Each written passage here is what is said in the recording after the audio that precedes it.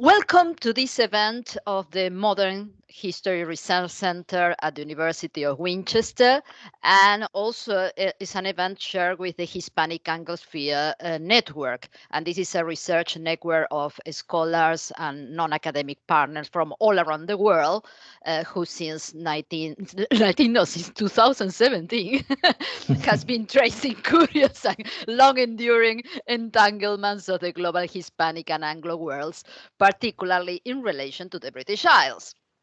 And this is also the inaugural activity of the Chilean chapter of our network, which is now based in the Centro de Estudios Americanos, the Center of American Studies of the Universidad Adolfo Ibañez in Chile.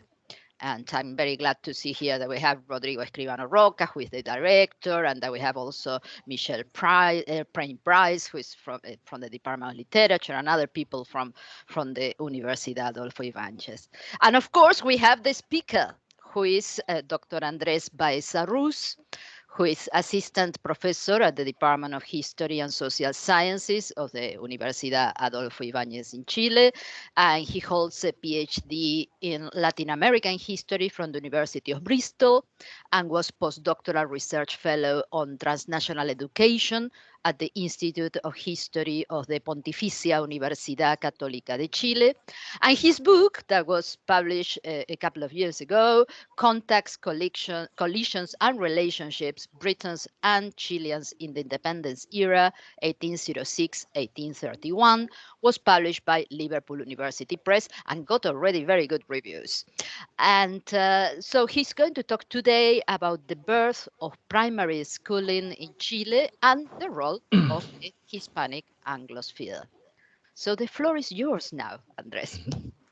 Well, thank you very much to Graciela, to the University of Winchester for inviting me to this seminar, and of course to my colleagues of Universidad Adolfo Ibañez, Rodrigo, Gonzalo, Manuel, Michelle. Thank you for being here as well, on all the people.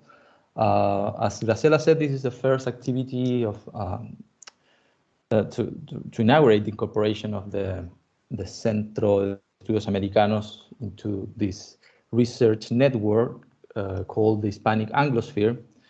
Graciela invited me to form part of this network in 2017.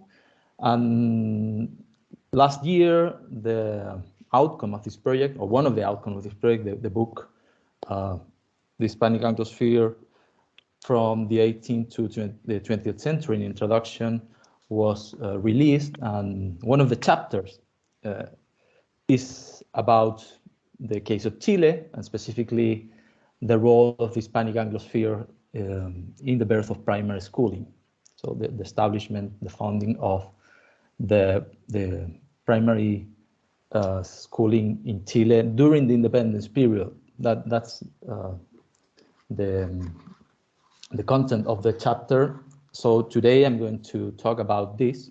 It's a kind of brief summary about the main conclusions of the chapter. And perhaps some of you have heard these ideas before in other presentations, but this is, I think, it's a good opportunity to expose about the ideas about the educational system in Chile. Today, where I think when we talk about education in Chile, it's not something unimportant. It's something very significant. Some of the most important social mobilizations over the past 20 years have to do with education. So all the process that we're experiencing, for example, from 2019 until today, is related to some extent to the development of public education in Chile. The first massive protest started in 2006 with the Penguins Revolution, or the Revolución Pingüina. And basically the students were complaining against the state of education, the poor state of education in Chile, of public education in Chile, and at the same time about issues of inequality, for example, and the gap between private education and public education. When I talk about public education in Chile, perhaps it has a different meaning compared to the meaning of in the British context, because when I say public education, I refer to the education run by the state or the local councils. So, but I think the political process that we have been experiencing over the past 20 years are directly related to the development of education. So that is why I think it's important to go to the roots of the educational system in Chile. Many scholars who are concerned about educational problems in Chile, most of them sociologists, for example, psychologists, don't have an historical background. So sometimes they start all their analysis of the educational problems in Chile with the dictatorship, for example. There is an assumption that most of the problems of the public education system started in 1973. But there are many aspects of our current educational system that are related to or are linked to the birth of primary schooling during the independence period. But in the best case, some scholars consider the beginning of primary schooling in Chile from 1860 onwards, the 1860s decade, because there was in that year, 1860, the first public education law was passed by the Congress. So before that, we didn't have a proper law on education, apart from some principles that were declared in the Constitution of 1833. And of course, all the process of creating this primary schooling system, which started during the independence process, is basically neglect by scholars who are concerned about, or policymakers who are concerned about education in Chile. So I think it's important to go back to the 19th century, to early 19th century, and consider the most important aspects of this process in order to understand as well why education is so important today and why it's linked at the same time to these political processes. So I'm going to start, for non-Chileans mostly, with a very schematic overview of the process. Is a timeline, but I think the only thing I want to highlight is that when we talk about the wars of independence in Spanish America, I'm considering 1810 as the beginning of the process in Chile, because that was the year in which, after the crisis that started with the abdication of Fernando VII, Ferdinand VII in May 1810, the crisis in Chile started properly in 1810 with the formation of the Junta of Santiago. And after that, we experienced in Chile, or as well as other contexts in Spanish America, a very long process, which eventually led to the Declaration of Independence, with, of course, very extensive and massive war across the territory in Chile, as well as other territories of Spanish America. But I want to highlight that in 1813, so even when the war in Chile had just started at the end of 1812, but in 1813, the independence leaders, or the military leaders in these years, were thinking about education, were carrying out the first reforms in order to improve the state of education. So it was very important for Chilean leaders, intellectual leaders and military leaders to improve the state of education that was a legacy of the colonial period. So I wanted to highlight that because we, in Chile, as you can see in this timeline, the war lasted, well, and in the territory at least until 1818, and then there was another process because the Chile, the Bernardo Higgins government was in charge of organizing the Liberation Army. I think I'm hearing there's a terrible noise. Something in Gabriela is, yeah. So I was saying that after the Battle of Maipú in 1818, Bernardo Higgins was in charge of organizing the Liberation Army, the expedition that aimed to liberate Peru from the Spanish dominion. And that war lasted until 1821, 1822. And then in southern Chile, there were some, of course, conflicts because many Spaniards ran away to southern Chile, and there was another process over there. So we can say that at the end, with the Battle of Ayacucho, the war lasted more or less 15, 16 years. But amid all of this, in Chile, the leaders were thinking about how to reform education. And I think that is very important, very significant, because this didn't happen in other contexts. The education was not a priority as it was in Chile. That is very significant for me. As you can see, two of the most important reforms took place in 1813. So that's an overview for non-Chileans. Maybe Chileans are familiar to all of these dates, the Declaration of Independence, the formation of the junta, but I wanted to highlight that how in the middle of the process of independence, education had a very significant place. So in order to understand what, how was the nature of the building up of educational system in early 19th century Chile, we have to consider, of course, the legacy of the colonial education. And it's very, I think I want to highlight 2 or 3 ideas. The first one is that unlike other European countries or European context, the Bourbon policy, at least in Spanish America, was mostly elite oriented in terms of education.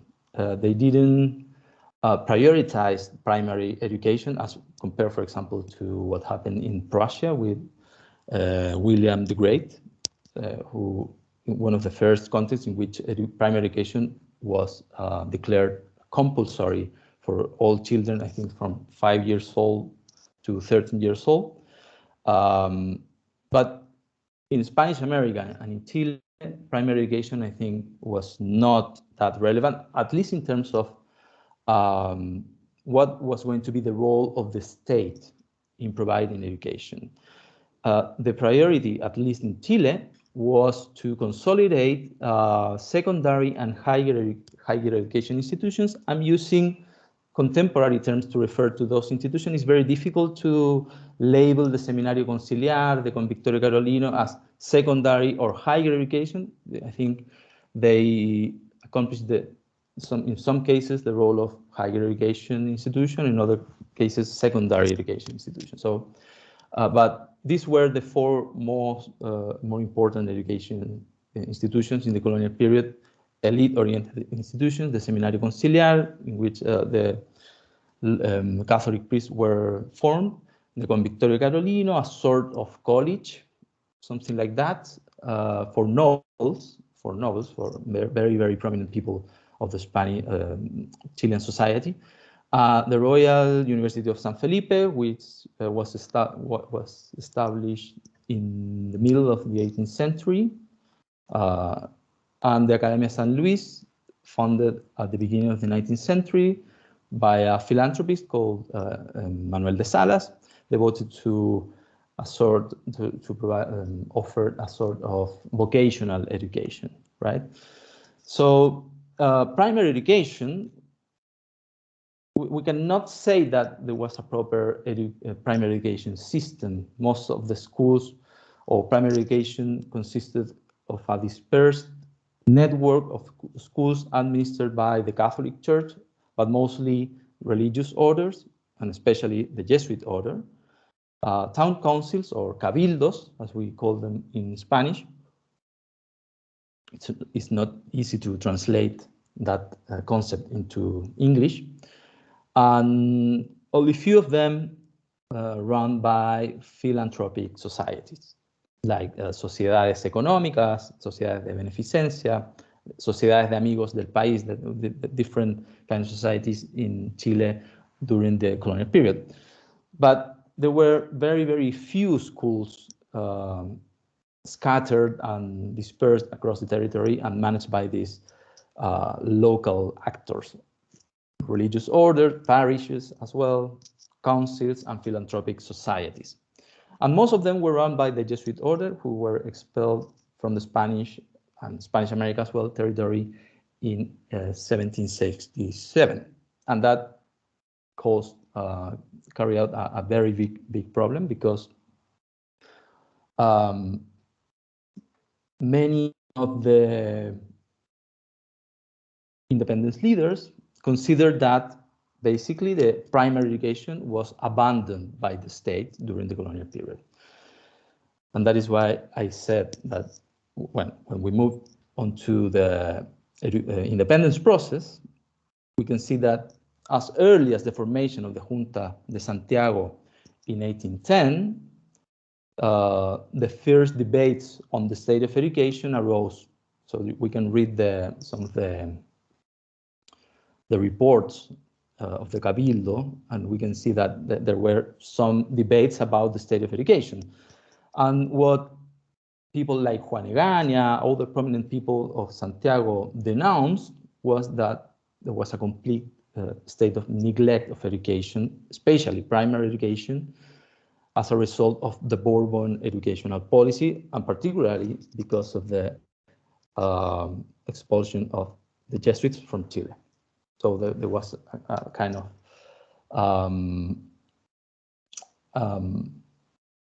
diagnosis about the educational system in which the state of poverty was highlighted many times in these reports. So as early as 1810, it was argued that there was an urgent need to reform the entire educational system. So that was something that started with the formation of the junta. And then, well, after that, there were many political conflicts within the elite of Santiago, which ended up in the assumption of José Miguel Carrera as the most important military leader of this process in the first years after the formation of the junta.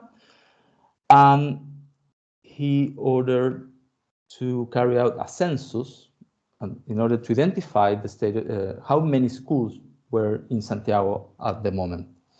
And the conclusion of the census that was carried out in 1812 was that there were only 7 schools in Santiago with 664 registered students.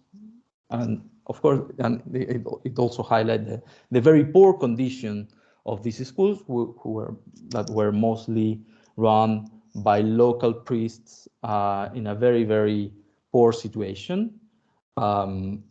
So after this report, this census was released, this idea of the need of reforming the educational system was again very publicized by these independence leaders. So they were convinced that after considering the very poor state of education, that the educational reform was an urgent matter. So this led us to the following year, 1813. I think it's a very significant year that, of course, people who are not familiar with history, particularly with the history of early 19th century, perhaps they don't consider the relevance of these two reforms, but they were very important because they were directed to the two aspects, the two levels of education that I just mentioned for the colonial period. One reform, the first one, well, the first one was the regulation of primary instruction in June 1813. So after this census, what was the conclusion?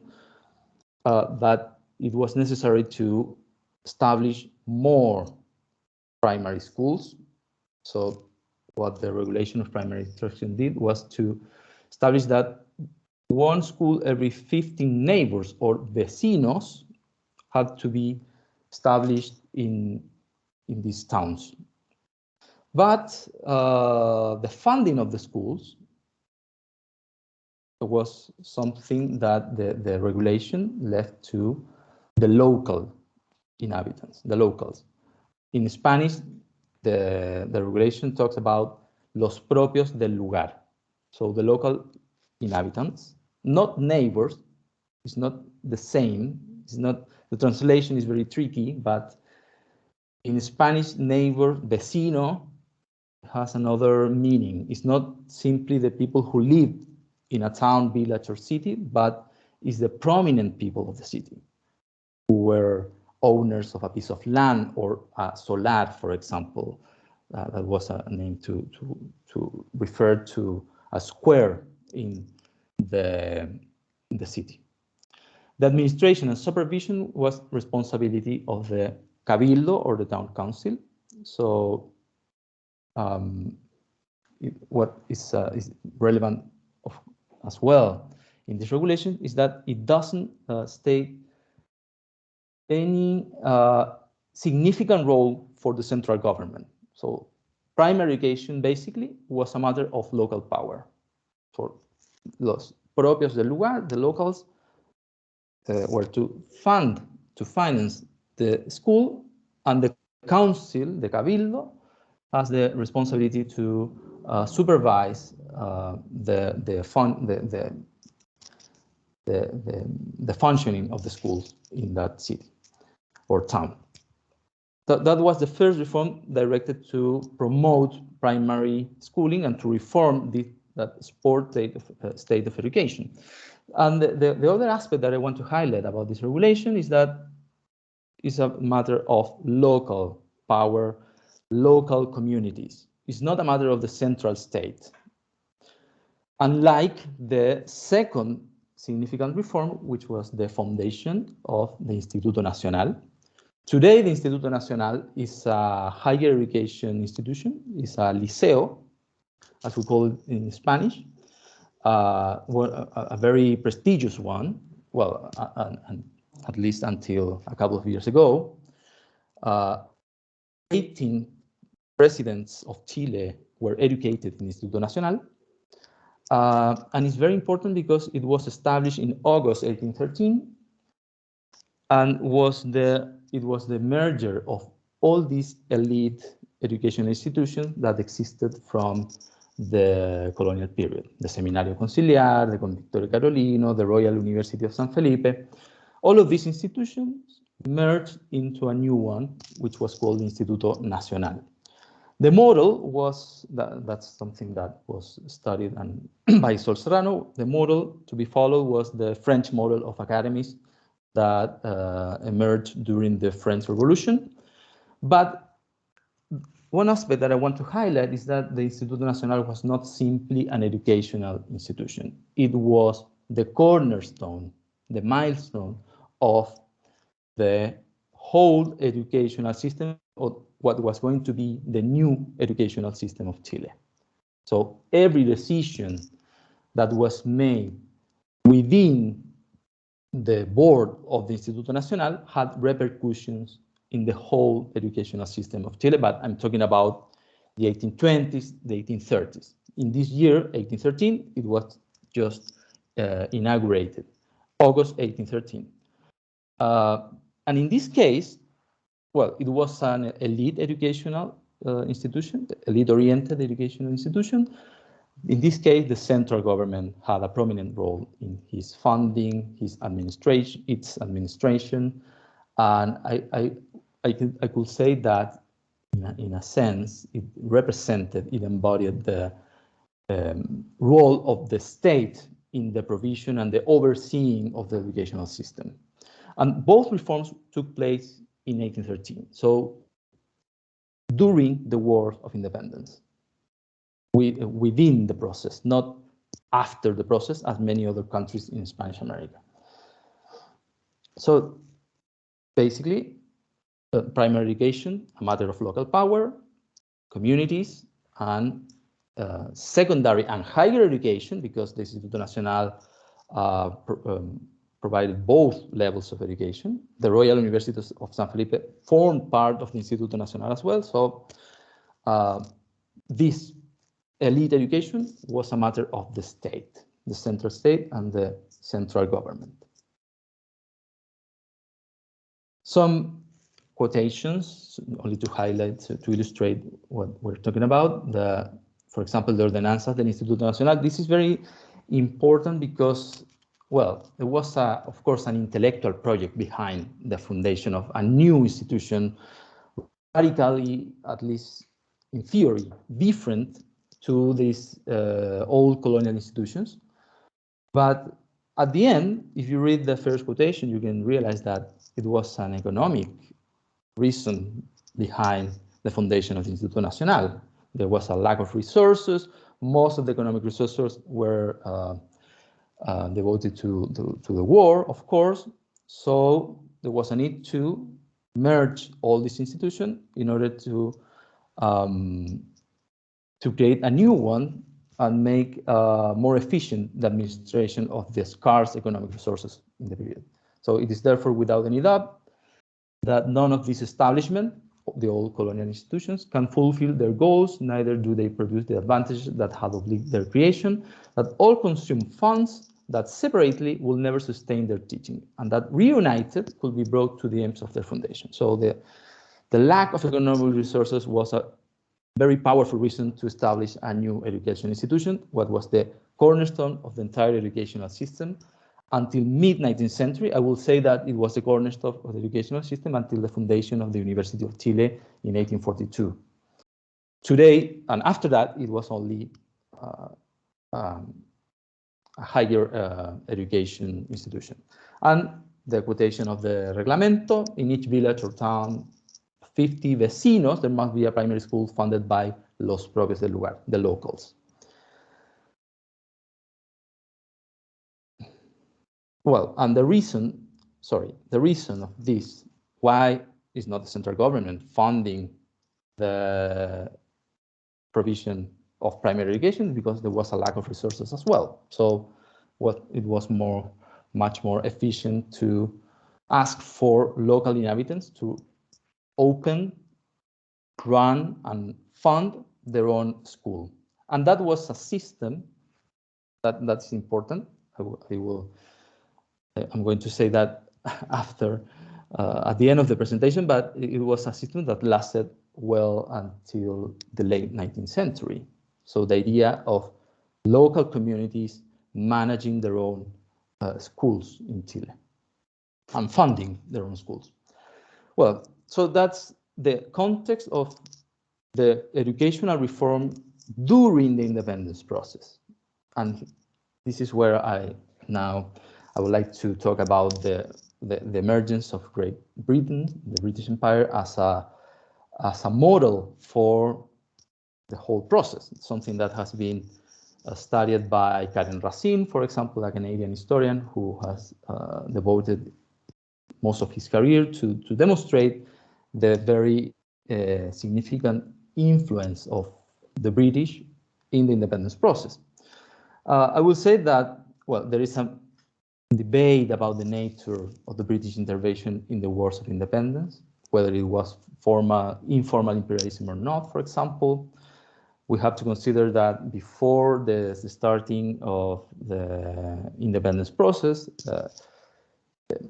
Britain was an enemy to the Spanish Americans. There was an invasion to Buenos Aires in 1806, for example, and local people from Buenos Aires, they resisted the invasion and eventually expelled the British army 1 year after the invasion. So the war resisted, and there were also religious reasons behind that, because Britain represented what we can call Protestantism compared to the Catholic Church in Spanish America. Of course, Spanish Americans were forced or were naturally Catholic, where Protestantism was not tolerated in Spanish America. So, but for many of these leaders, like Simón Bolívar, Bernardo Higgins, José de San Martín, among others, Great Britain gradually became a cultural model from where they took very significant ideas, for example, to not only to reform the educational system, as I'm going to analyze now, but for example, in Chile, the British Navy was the model to establish the Chilean Navy, and the role of Cochrane, who is in the picture, was prominent and was very important. Not only Cochrane, but many other mercenaries who traveled with him to Chile. In terms of politics, for example, as Karen Racine has studied, the political system was very attractive for many of these leaders. Once they have achieved the independence, they have declared their independence, they feel attracted to this model of political stability, for example, a sort of, well, the monarchy, the idea of establishing a sort of moderated monarchy was attractive for people like San Martin and even O'Higgins. Well, there were many aspects of the British culture that we can say influenced the construction of the new states. That's what is the theme of my book, actually what was mentioned by Graciela at the beginning. So I analyzed different aspects of this influence of the British model in the independence process of Chile, and one of them is education. All right. Well, many of these leaders also lived in London between 1810, 1815, many of them, O'Higgins even before that, because he was educated in London. So they have lived experiences that were very important in order to shape this sort of admiration to the British model. And as Karen Racine has highlighted, it was important, this experience, because, for example, many of them had children and they educated their children in some British schools. And some of them were run by the British and Foreign School Society or other societies that also implemented what I'm going to refer as the monitorial system of education, also known as the Lancaster system of education or the mutual system of education, right? So they knew the educational system because of their experience in London. That's one idea that I want to highlight, okay? They were familiar to this educational system. Even Simón Bolívar met Joseph Lancaster, who was the designer of this system personally, and then invited him in 1824 to Caracas in order to be the leader of the educational reform in Venezuela. And also he visited in person the model school that was established by Lancaster in Barrack Road in London. So just very, very quickly, some features of the system. What it was so attractive, this system? Well, of course, it was the first system, the first proper global system of education. I will say that towards 1820, it was adopted in all of the continents, all around the world, including Latin America, Spanish America. But it has some aspects that were very attractive. Lancaster, who took some of the ideas of Andrew Bell was the first designer of this monitorial system of education. Then Lancaster designed its own version of the system that was the most popular around the world. He was a Quaker, was one of the confessions within the Protestant world, and he designed his own version of the system. And I highlight some features that I think you can read it in the list. Efficiency in the use of resources, for example. One teacher every one at the beginning. In the first version, 100, then 300. And in the latest version of his manual, he said that his school was, one teacher could be able to educate 1,000 children at the same time. So, but the system needed only one teacher, because the lessons were carried out by monitors who were children, who were students. Efficiency in the use of time. So Lancaster organized the entire routine, the entire school routine. Every hour was devoted to one activity, to one useful knowledge, as he said. So the idea was to keep pupils or students busy with different tasks at all times. They were never doing nothing. They were always busy. That was something very important for Lancaster, because his concern was that in the context of the Industrial Revolution, there were many children and young and teenagers in the streets doing nothing. So he wanted to keep them in one place, learning useful knowledge. Order and discipline, of course, were very significant features of the system, and the use of Bible to teach reading. He was a Protestant, he was a Quaker, so for him it was really important to use the Bible for educational purposes. And unlike that, and that was the most, that was the conflictive aspect of the relationship between Andrew Bell and Joseph Lancaster. Andrew Bell was a reverend of the Church of England, so he had the official support of the Church of England, and his system was religiously devoted to teach that that version of Christianity, we will say. But for Lancaster, the school had to be neutral in terms of religion. So he accepted Catholics, Anglicans, Baptists, Quakers. It didn't matter for him. The only thing for him was that the student had to have a direct relationship with the Bible, no mediation between the student and the Bible, compared to the Catholic Church, for example, in which the role of the priest is fundamental, because people is not allowed to interpret the Bible in their own terms. So just to show you that this was a monitorial school, was only, as you can see, one single space to teach, to educate hundreds of children in rows. Each row represented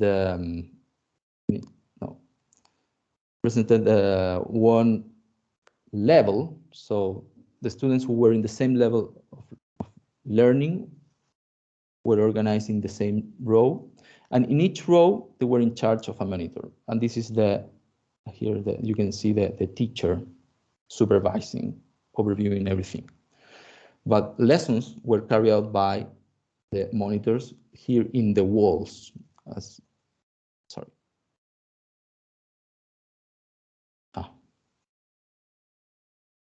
you can see, where they use this, some kind of slates, but the monitors were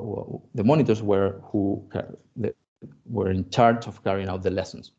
So this was, of course, economically effective, because only one teacher, one single space to educate hundreds of children. And that seemed very attractive, of course, for independence leaders in Spanish America, because they were amidst a war, in the middle of a war. They didn't have any resources to establish schools, and this was a very effective way to educate hundreds of children at the same time. But another aspect of the monitorial schools, particularly in the Lancaster version, is what is including the title of the chapter in the book, is philanthropy. That's something that is not well studied when we analyze what Lancaster did for education, for example. Well, of course, he designed an entire model of school, an entire educational system. He published a lot of textbooks, manuals to teach reading and writing. He created also a reading and writing teaching system. Okay, but he also provided a new model of provision of education. That is something that particularly for me was very important, considering what I mentioned at the beginning, that most of the problems, contemporary problems related to the Chile's educational system had to do with the provision of education. To what extent people complain, it's fair that private education, for example, is much better than public education, but at the same time, that profit is something that today is linked directly to the provision of private education. But in this period, in this context that we're analyzing today, well, profit was not the case, was not something that was fostered by Lancaster or of any of these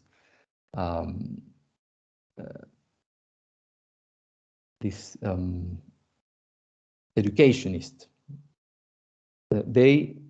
What Lancaster believed, and not only Lancaster, but the entire society he created to spread his system across the world, was that philanthropy was essential to spread the educational system, or to spread primary schooling around the world.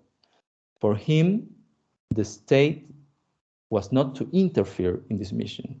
So the provision of education was a matter of private actors, organized in philanthropic societies. And for him, it was so important that the provision of primary education was a matter of private actors organized in these philanthropic societies, that he also published a specific manual devoted to this subject.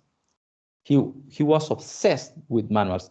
Every aspect of his educational system was published in a different manual. He published like 20 or 30 manuals to explain every aspect of his educational system. So, for example, related to the role of these societies, these private societies, he said that the first object must certainly be a schoolroom and a teacher. That was the first thing that this private society organized in the local community, within the local community, in a city, town, or village. They had to prioritize the schoolroom and a teacher. The necessary funds must be provided by the voluntary subscriptions of benevolent persons. That is the way he referred to these people in charge of funding the school, who should elect from their number a few of the most active and intelligent to give their assistance as a committee for conducting the concerns of the school. So it's very similar to what we mentioned before for the Chilean context in 1813. So it's the local community who was in charge of founding and funding the school. And this is a declaration of the British and Foreign School Society, who was in charge of spreading the monitorial system of education, to confine the management of the public schools for the education of the poor, miss an O, to official superintendents, will weaken the interest of public in these institutions, and thus check those feelings which ought to be cherished, strengthened, and universally diffused. So they rejected, basically, the interference of the state in any aspect related to the provision of primary education. So for them, it was a matter of private actors organized in these private societies. Here you can see some pages of this manual that was published by Lancaster in 1810. This proposed regulation of a society for the education of the children of the poor. So every aspect of the society was regulated by Lancaster. So he created a model for establishing these philanthropic societies in charge of establishing and funding the schools in the local level. So in every town, in every city, in every village, a kind of this society had to be established in order to run the schools. And that was the system he created, and was really successful in terms of expanding primary education across the British Empire, because it didn't need, for example, public funding. It only needed people who were willing to fund the schools from their own budgets. So very quickly as well, this system was created in the context of the British Empire. But as I mentioned, many of these independence leaders were living in London, so they were familiar with the system, were living in London. But we also have to consider that the spread of the monitorial system of education around the world, including Spanish America, was the result of the very active role of two Protestant societies that were established in the early 18th century in a context of flourishing of this kind of societies, Protestant societies devoted to the poor, the heathen and the poor. So some of these societies were devoted to education, others to healthcare, for example. But in this case, there were two societies that were very close connected: the British and Foreign Bible Society and the British and Foreign School Society.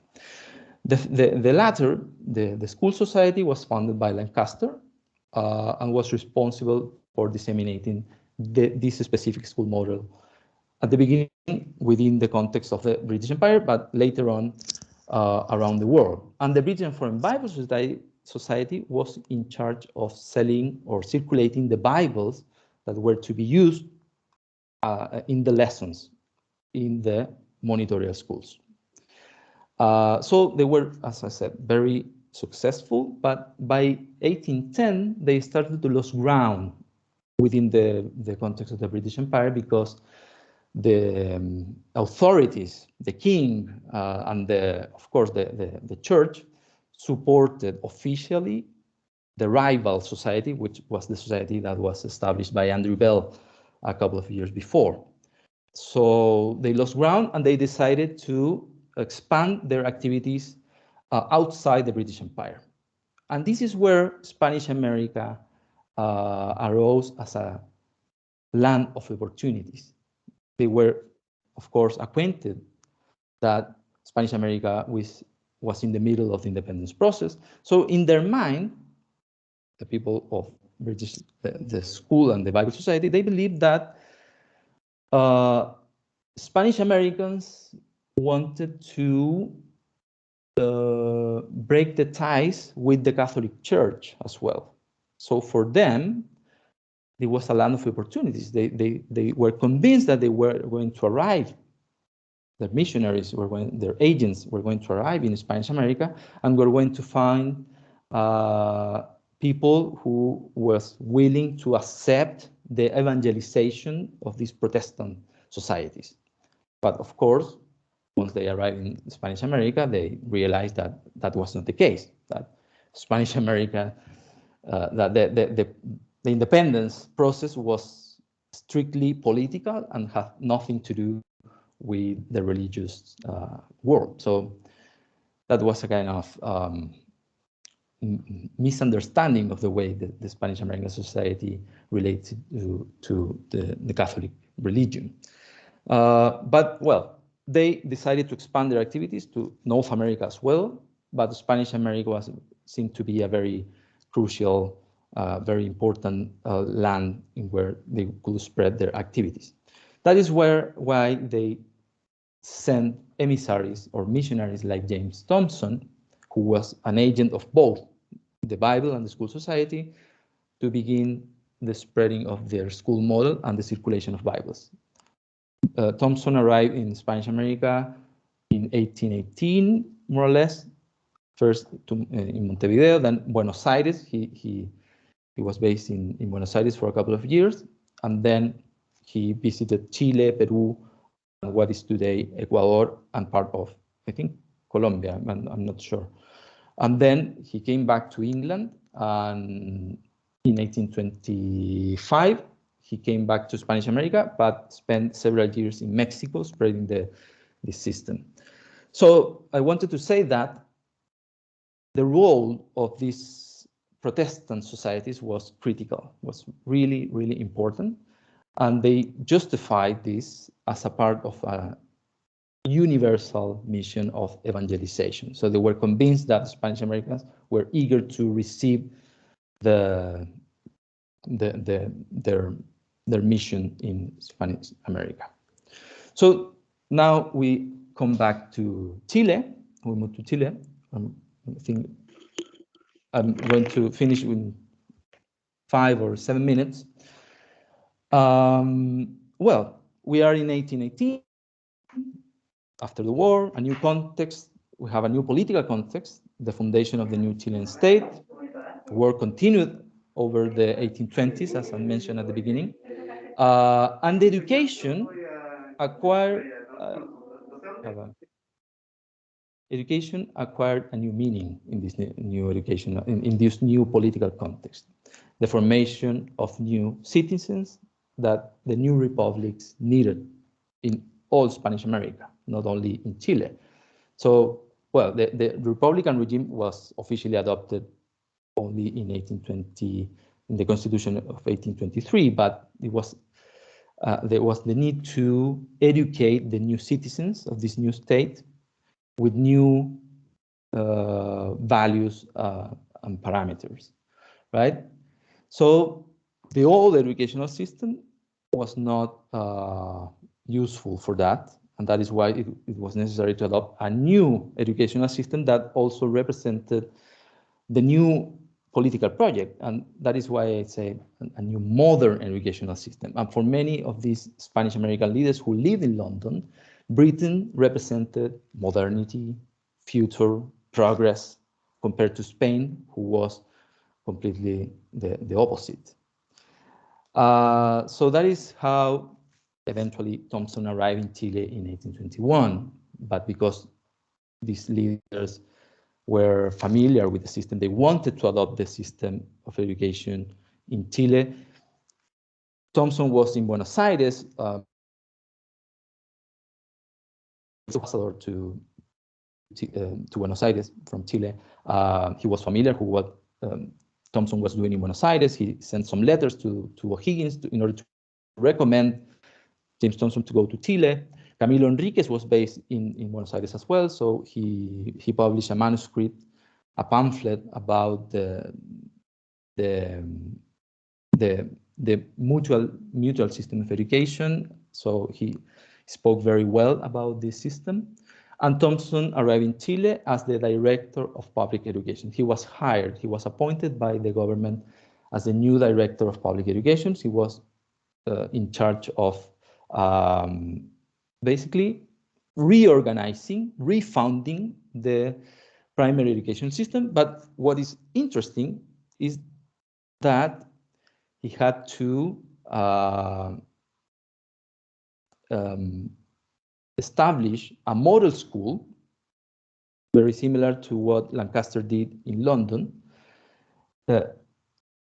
attached to the Instituto Nacional. So he arrived in Chile, and his duties were carried out within the Instituto Nacional. The primary school there were two schools, one primary school for primary students, and the other was the model schools who was established in order to train future teachers into this new model of education, this new system of education. So that was the role of James Thompson. He also traveled to Quillota, Coquimbo, Valparaíso, Concepción. He mentioned in his letter that he founded 5 or 7 schools across the territory, not so much compared to what he did in what today is Argentina, where he said that he established about 40 and 50 schools. But in 1 year, 1.5 years, I think he left the territory in 1822. He was able to establish this model school, another school attached to the Instituto Nacional, as well as 5 or 6, 7 schools. I don't remember the exact number, the precise number in other provinces of Chile. And well,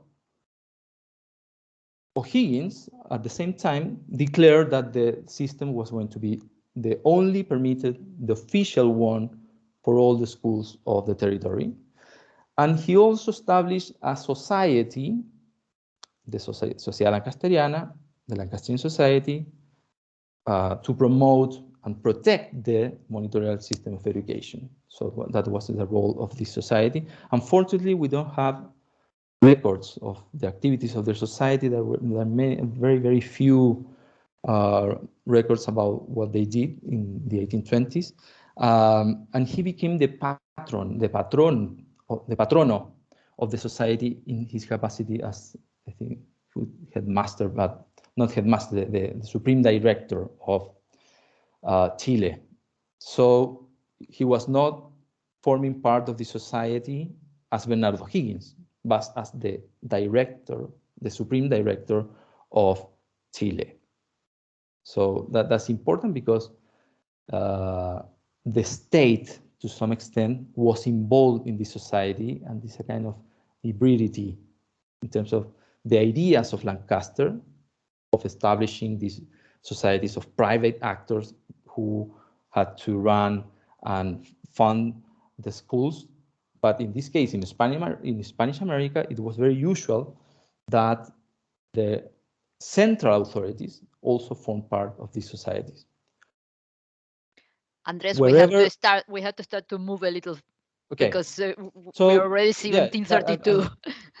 All right, I'm finishing in the next very, very quickly. So what I wanted to say is that this system of provision to establishing societies was fostered by Thompson in every city he visited in the 1820s. Some ideas about the adoption and the spread of the monitorial system of education in Chile. It was, in practical terms, the diffusion was slow and gradual, especially in the 1820s. So there was an assumption that it didn't work, basically, in Chile, and only lasted until 1830. But in other project that I carried out in my postdoctoral project, I found a lot of testimonies of the school visitors who reported to the central government from 1860 onwards that the mutual system was in use in many villages, towns across the territory, but not well used, of course. There were many variations. They denounced that they didn't know the rules of the system. For example, they found the manuals of Lancaster in many towns or systems across the territory. So this is at least demonstrate that the system lasted well until the second half of the 19th century. And then, well, it coexisted with other educational methods or systems like the simultaneous system, which is more similar to what we have today in the schools. And then we find, and this is a project that I'm now starting, we can see from 1860, 70 onwards, the efforts of the state, by the state, to homogenize the schools under one single system, which was called the simultaneous system. But in terms of philanthropy, I think this is one of the most lasting legacies of this Hispanic-Anglosphere or this adoption of the British model. In another project, for example, well, the role of philanthropic societies was something very recurrent in the primary sources about education but scholars or historians of education in Chile don't consider that something very relevant because for us, for Chileans, there is an assumption that the school system in Chile was born under the auspices of the teaching state, the Estado docente, and that lasted until 1973. But if we read the sources, we can see that the promotion of private societies was really, really important. I'm talking about mid-19th century onwards. And if we go back to 1813, this is something that existed in the first regulation in education. The idea that local communities had to establish their schools and fund the schools. And then Lancaster provided a new way to understand this relationship between the local communities and education. In another project, for example, they identified 25 philanthropic societies, especially in the second half of the 19th century, throughout the territory. The most important was the Sociedad de Instrucción Primaria. There was a mistake, founded in 1856. And I think the model the Amunategui brothers followed was Lancaster's model, something that it's clear when we read their work. Some testimonies, for example, the Ministry of Education, and I'm finishing now, you can see in 1853 the way he referred to the role of private actors in the provision of education and the idea that governmental funding is not enough to support an entire system of education. Then Domingo Sarmiento, who was the most prominent leaders in the foundation of the refundation of the educational system in the 1850s, and later on became president of Argentina. He wrote these words praising the role of philanthropic societies in the English case. So the importance of philanthropic societies in providing primary education. And then the Amunategui's brothers, reinforced the idea of the cooperation of individuals and associations in providing education. They were the defenders, one of the most prominent defenders of the right of educational freedom, for example. So, well, this is part of my project, which I developed during the working of the Hispanic-Anglosphere network. And as you can see, we cannot understand the birth of primary schooling in Chile, the birth of the educational system of Chile, without the connection with the British world. So some of the ideas, not only in pedagogical terms, but in terms of provision of education, and particularly the role of private actors in the provision of education throughout these philanthropic societies, were first spread by Lancaster and James Thompson in Chile, and then became a model to follow for other experiences in late 19th century. So thank you very much. That's all. Brilliant, Andres. Thank you very much. And very comprehensive and very detailed talk. And we are going to go straight away into the question and answer session. And I'm inviting people to write questions in the chat area or to raise their hands with a little sign at the top. But I will start with a first question just to warm the room a little bit.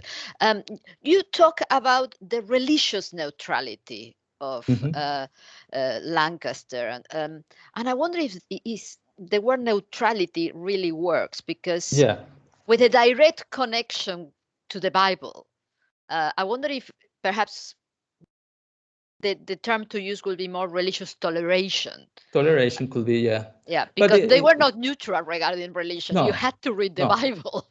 Of course, neutral in the context of Christian confessions.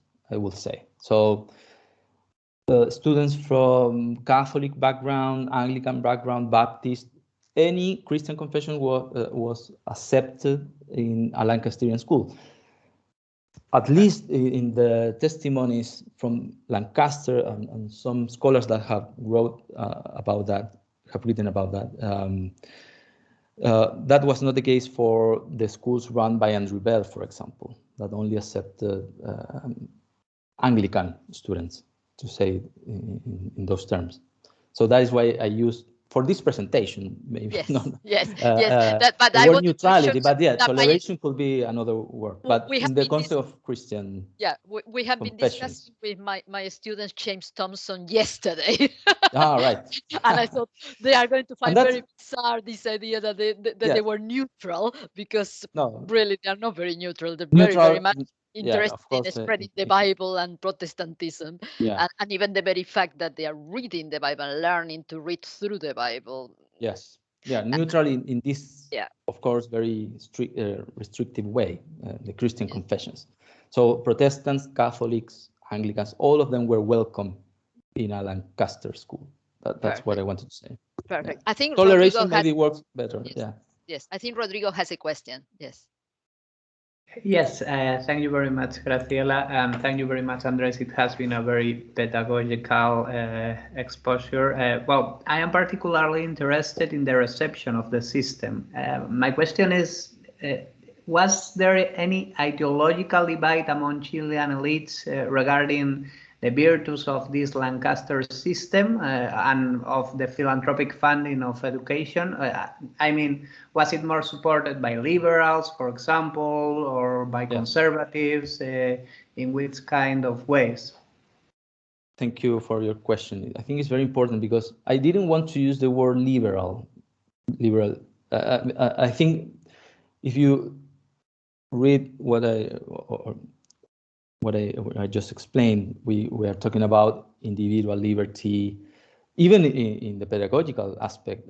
What Graciela was mentioning was a very individualistic way to approach the reading of the Bible, for example, without mediation. That was another feature of Lancaster schools compared to Andrew Bell. That Andrew Bell, for Andrew Bell, it was the mediation between the Bible and the student was necessary. For Lancaster, it was not the case. It was a direct relation between the student and the Bible. So individual liberty, freedom of association. So all of these could be ideas that are very well related to what we can call liberalism. But at the same time, something that I didn't highlight properly, but it's more clear, I think, in the chapter, is that Great Britain was not the only cultural model that was around for these Spanish American leaders. France was a model as well, and the Instituto Nacional was funded following the French model of academies. And I apologize for the simplicity of my analysis, but we can say at some point that the French model was more state-oriented liberalism compared to this Anglo or liberalism, which was more individual-oriented. And both models, I think, coexisted in Chile, at least in educational terms. That was something that when James Thompson arrived in Chile, he realized that he had to coexist with this idea of a central state that had to be very powerful in terms of supervising the working of the entire educational system. And that was the role of the Instituto Nacional until 1842, and then of the Universidad de Chile after the foundation, after when the Universidad de Chile was founded, it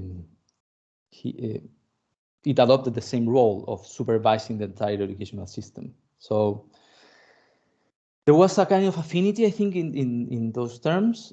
Well, Karen Racine has studied as well the role of the individual interactions between these leaders and people like Joseph Lancaster, Jeremy Bentham, for example, Edward Jenner, not sure about any, well, some abolitionists, I don't remember the name.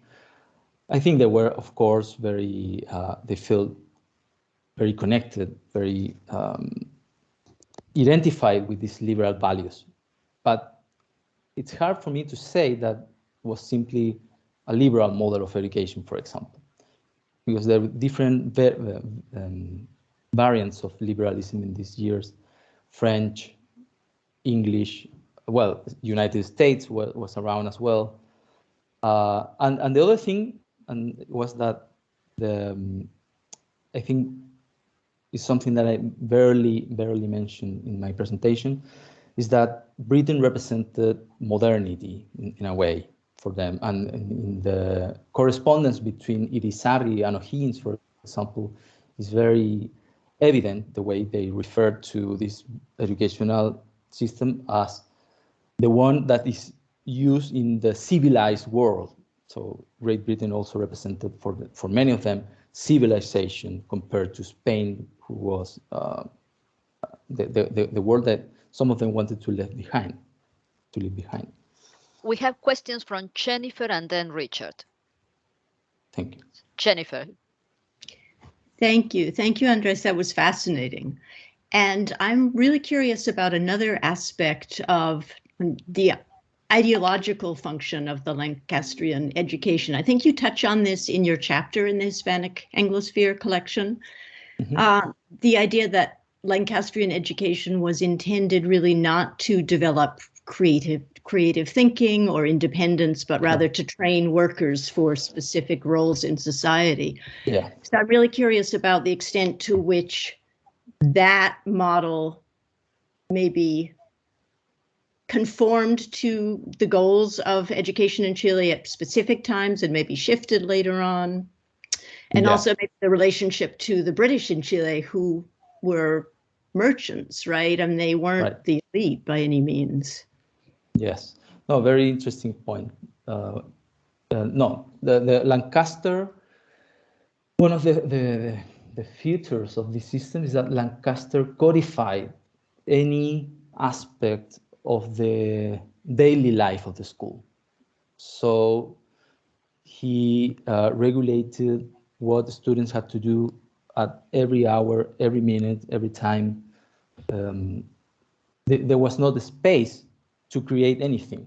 That is why he emphasized the idea of useful knowledge, and I think was functional to what was going on in that period, the Industrial Revolution, so that many scholars have analyzed the relationship between this kind of education and the spread of the Industrial Revolution. The way that this type of school seemed to educate new workers for the industries, for example, and that because the school was organized as well, some people like Camilo Enriquez highlighted the idea of a regiment, a military regiment, because of order and discipline, and others said that it was more similar to a fábrica. Sorry, the factory. Yes. So no, there was no room for creative space, and the other thing that you mentioned about the British merchants is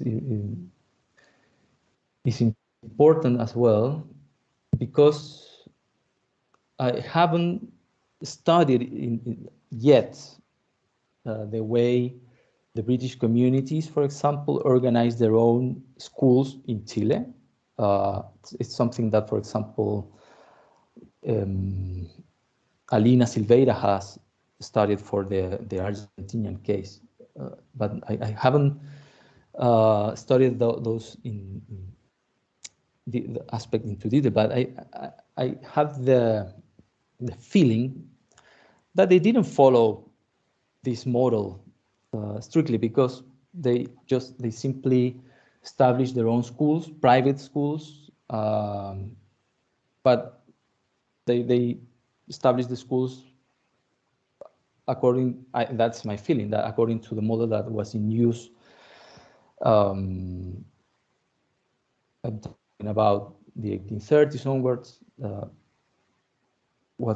was more influenced by France as well. So there was a very important influence of the French model in education as well. That is why the simultaneous system started to be used in the 1830s and 1840s in Chile. And then there was an effort of the state to that the simultaneous system had to be the only one permitted. And so, yeah, I think it's important. It's something that I have to research into this, because I haven't researched the organization of private schools in these British communities. But I don't have the sense that they use the monitorial system, because, as I said, officially it was left behind in 1830s. Locally, some people continued to use the system. That is what I found in some reports, official reports, but they use it in a very rudimentary way, as I said in the presentation, not following exactly what Lancaster was saying in his manuals, right? So, Okay. but it's something that I haven't researched. Richard. You are muted, Richard. You are muted.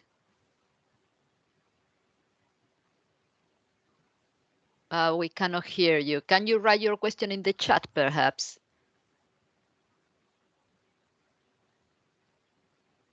We cannot hear you. We cannot hear you, Richard.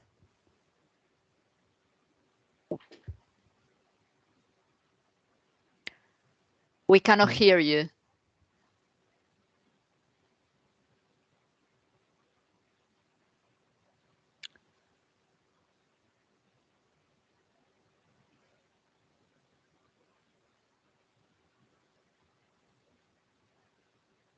Richard, there's no way he cannot hear us either. Perhaps that's such a pity. Yes. Richard, we cannot hear you.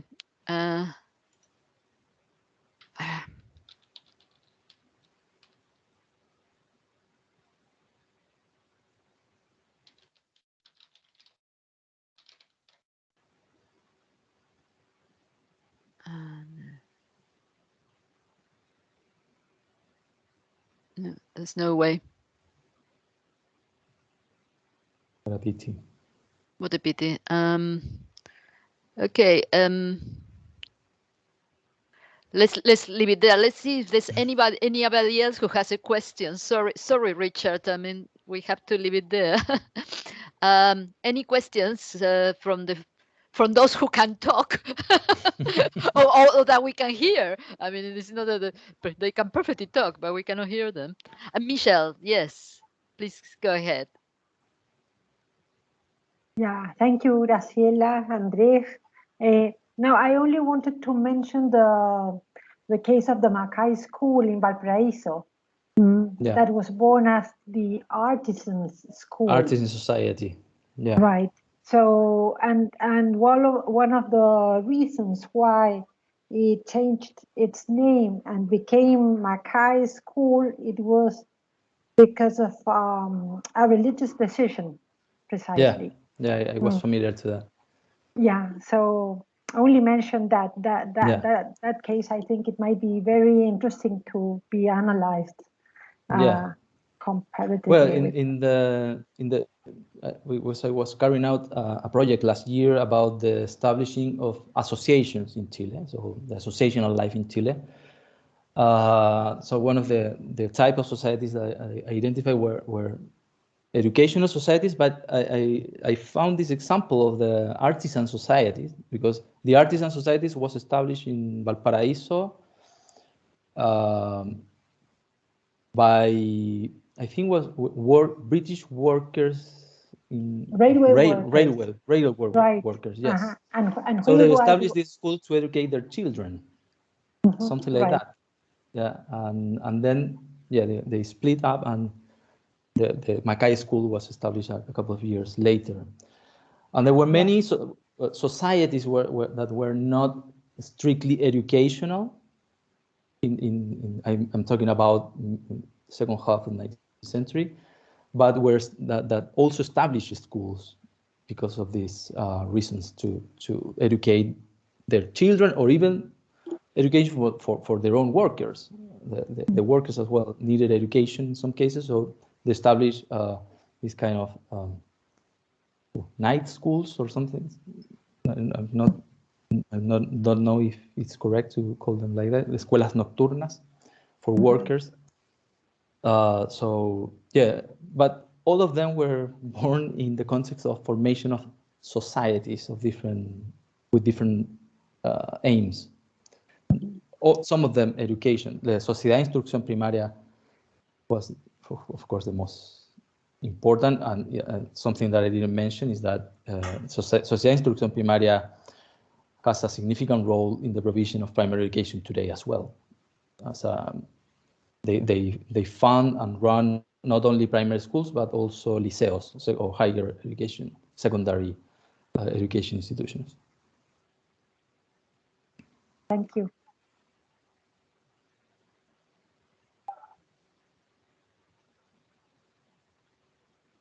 More questions? In the chat, or raising the hand, or otherwise I think we are 4 minutes to the end of our meeting, so I think we may have to wrap up now. For some reason I lost the video of Andrés, so I hope he's still here. I'm here. Yeah. Oh, that's good. But I cannot see you for some reason. I have just the bubble. So right. Fantastic. That's good. Any question? Anybody who has a burning issue that wants to mention? Okay, it looks like no, Andrés, and I think that's because you have answered everything. You have covered every single corner.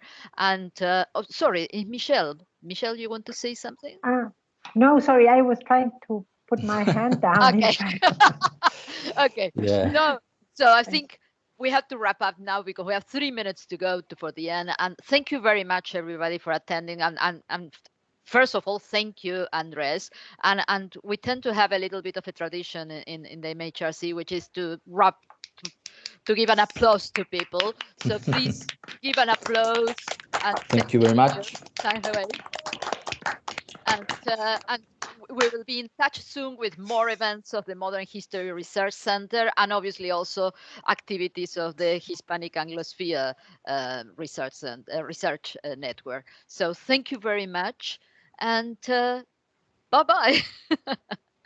Thank you. Bye. Bye. Thanks so much. Bye-bye. Bye. Thank you. Congratulations, Andrés. See you. Yes. Thank you. Thank you. Bye. Bye-bye.